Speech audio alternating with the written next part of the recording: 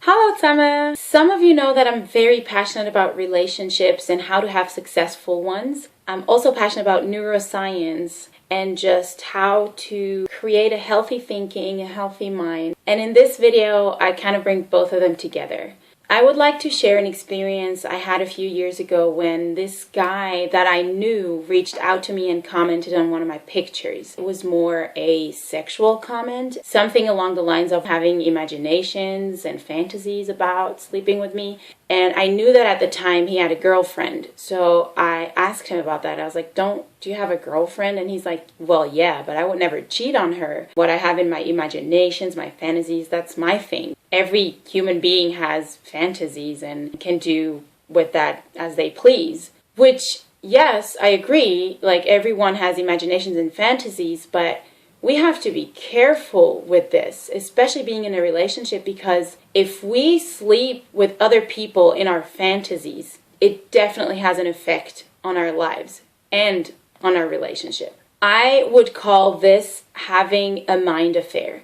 And mind affairs are not undangerous. Is undangerous a word? Thinking about this was very shocking to me because I have definitely also talked with other people that thought, well, I'm not doing anything. I would never do such a thing. So why do you think it? Why do you think about something on a regular basis if you know that it's a bad thing and you would never actually do it? Now get this. Affairs, where do they start?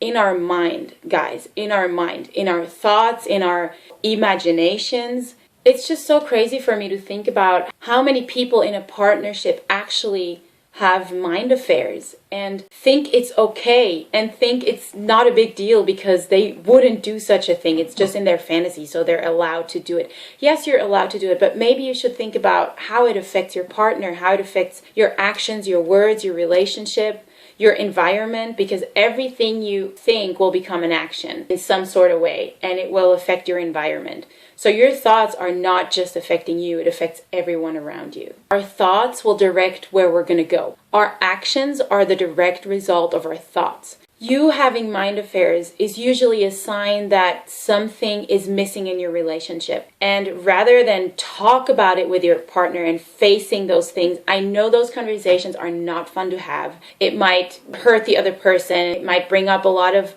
old stuff or baggage or whatever. But if we don't choose to work through this, it's only going to get worse with time. So it is important for us to learn to face those things and face how we feel and face our failures. And it doesn't mean that it's going to be easy and we talk about it once and it will be fine. But if things are not going well, it's up to you and your partner to talk about it and change things. By having mind affairs and thinking it's okay, I'm just going to get what I wish to have from my relationship elsewhere and we'll be fine. Like, no one has to talk about it. No one will ever know. Yes, they will. It's going to change your actions. I can assure you that. It's not okay to have mind affairs. Think about what you're thinking. Be aware of, and if you start lusting after other women or even texting other women or commenting on pictures, it seems so harmless. It's like, I just gave you a compliment. No, you're using me as an object to fulfill your sexual desires that you can't talk about with your partner. Not okay. It's not okay.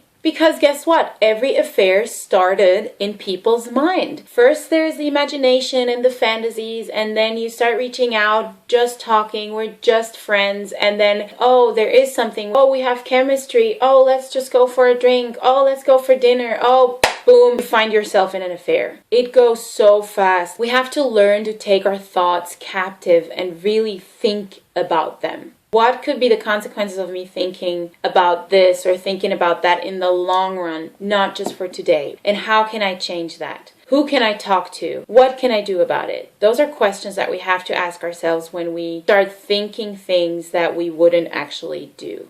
If you already know that you wouldn't do what you're thinking about, that's a red flag right there. As we think, we become. One cool thing I learned is what we believe about ourselves is contagious. Your thoughts and how you think about yourself, how you think about your environment is contagious. You're going to influence other people with that, whether it's negative or positive. So it's up to you what kind of influence you want to be on your environment.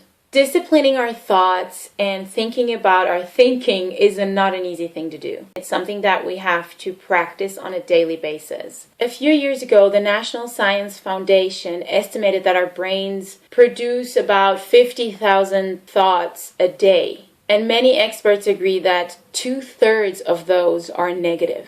What? That's crazy. And if we know that our thoughts will determine the course of our lives, we need to change like yesterday. And I believe it's so worth it to put in the effort to really question ourselves and question our thinking and growing in our character and growing in who we are as a person. Communicate things without accusing others, but to just state how we feel, what's going on in our mind, what's going on in our hearts, and make our relationship stronger than it actually was before. Okay, that was a lot of talking, but I just want to encourage you guys to not take toxic thoughts and things you wouldn't actually do in action, but you're doing in your thinking, to take those things lightly. Think about your thinking and talk about your desires with your partner so you don't have to start mind affairs that might eventually lead to something bigger and something more harmful. You guys have the power within you, and all of you are created for greatness. I'm hoping and praying for relationships that are blooming, that are growing, that are healthy, that practice a life of having healthy thoughts, of encouraging each other, of being vulnerable. I think those things really lead to the best relationships. There's so much about this topic I want to share with you, but I'm gonna leave it at this. And if you have any questions or comments, please let me know. Have a great day and stay positive and healthy.